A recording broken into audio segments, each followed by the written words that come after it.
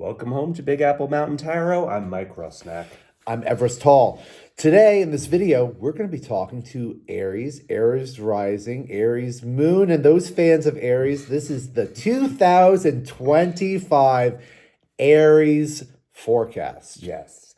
And if you're moving into this year with the feeling that you're going to go, do, make, accomplish, you're already on the wrong side of the message. No, it's going to be a much different year than last year. Yes, because the nodes are shifting and the collective focus is moving away from Aries and into the sign of spiritual Pisces. So it's backing up. The North Node, our collective karma, our futurism, is moving into your 12th house, which is all about the unconscious. It's about off-world territories. We're talking mutable water. We're talking water that has no boundaries. Deep spirituality, philosophical messaging, and deep psychological work. Deep psychological work. Physically, on Earth, it represents hospitals and monasteries, any place you're kind of isolated, hermitages, isolation where you can work on your psychological well-being. Yes. So do yourself a little favor and start softening right now. Softening, temperance, balance, listening to your intuition, breath work, prayer, meditation. Yeah. Your planet, Mars, does not transit Aries at all this year. No. In fact, it will be in the sign of Cancer until mid-April. So that's, Mars in Cancer is underwater. It's a volcanic, fiery planet underwater. Stirring your emotions. Bubbling and steaming those oceans of our unconscious. It might feel a little muddy, a little murky, a little frustrating. I would imagine that considering the year most of you had last year, that this would be a really welcome energy, not to be so hot. Now, it's a earthly snake year coming up as well, which is all about detoxifying and shedding our skin. Shedding our skin, that's right, yeah. It's not going to be such a hot year, it's not so fiery, more about detoxing and spiritual growth. Yes, and let's look at the two lunations. We have your full moon is on October 7th, but your new moon is March 29th. Yes. The March 29th is probably the more complicated of these two lunations. Right, and why is that? This is because Neptune is about to move into Aries. It's at the last few seconds of Pisces. So the March 29th new moon will see Saturn, North Node, Venus, and Neptune tightly conjunct in Pisces. Your 12th house. 12th house. In the same conjunction, we have Mercury and the Sun and the Moon in Aries. Right. A week before that, Pluto will be shining its beneficial beams to you in a sextile to the Sun. So this may have you thinking about the greater good. Right. And this is also a partial eclipse that's happening during this moon. So this is your last eclipse that you're going to have. Yeah. Hopefully it's going to be finishing up what was going on last year. But there's going to be kind of things coming through in dreams and in signals in your psychology, in your unconscious state. Yes. In fact, at this time of this new moon, solar eclipse, March 29th, Mars will trine to Saturn and Neptune. Yes. In their conjunction. So your planet, will be trining, helping you to realize what you need to do in your 12th house position. Yeah, it's much different. It's going to slow things down.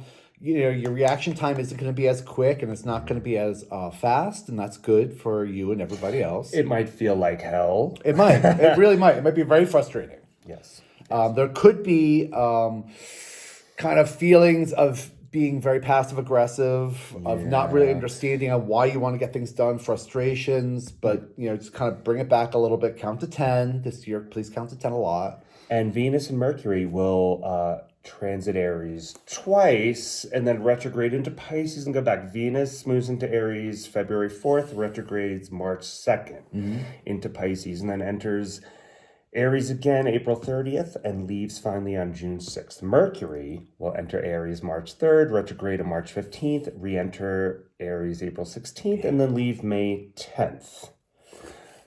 You got that? You got that? Okay. Good. Yeah, Neptune. Yeah. Yeah. Well, okay. So this The is day after the new moon solar eclipse, Neptune enters Aries yes. on March 30th. And then Saturn on May 25th. Their exact conjunction will occur. They'll be flirting within a degree of each other through June, July, and then in August, it will be exact. And then this conjunction will be exact again in 2026. It will test boundaries, discipline, inspiration, willpower, temperance. Now, the Neptune-Saturn conjunction is the big story throughout the year. Neptune is inspiration, it's media, It's hope and dreams and wishes. Neptune rules the 12th house. So we have this psychology happening, this dream psychology. And then we have Saturn, who kind of is constrictive and control and order. And reality. And reality. So practical living. Dreams and reality are it's like oil and water. Oil and water, which is going to give us a certain amount of atmosphere for the year. And this is going to be, very interesting, beneficial for everybody out there. And big story. It's a big story. It's about how do we practically apply inspiration, dreams, spirituality. Where does spirituality fit in 2025? Where is it personal? Is it something that you talk about? Do you keep it to yourself? Do you use it to evolve yourself? And you're watching this video and you're obviously interested in astrology and tarot, so there's a certain amount of spiritual interest there, dear Aries. But it's going to be a lot less of a material, earthly action. It's going to be happening this year. Subconsciously, inspiration coming in. There's going to be these moments in the year where you're like, oh my God, what? I just figured this out. Your challenge throughout every step of this year is to think and to act and to believe more like a emotional water sign, because it's about Pisces and it's also about Cancer. Jupiter will move into Cancer in the middle of June and will square to the Saturn-Neptune conjunction. Yes. So this is a time to take care. At the same time, Pluto will square Venus. So this is about relationships and testing relationships. Then October 7th, your full moon will once again square Jupiter in Cancer. So that will be an echo of what happens in June. Yeah. So do yourself a favor, Aries. Yes. Just think more like a emotional water sign, and to give yourself more time than you think you need to do everything, right? Yeah. Keep yourself peaceful, keep yourself balanced. Keep yourself peaceful, keep yourself balanced. I'm sure that there are echoes of last year that you're going to be kind of tying up. A lot happened last year. And now we have a real nurturing energy coming through that'll help you and help everybody else kind of rise up to where you think we all should be. And use this year of the snake energy to shed that lizard brain. Yes. Okay. Having said that, thank you very much, and we love you. We love you. Take care. Thank you for the likes, shares, and comments.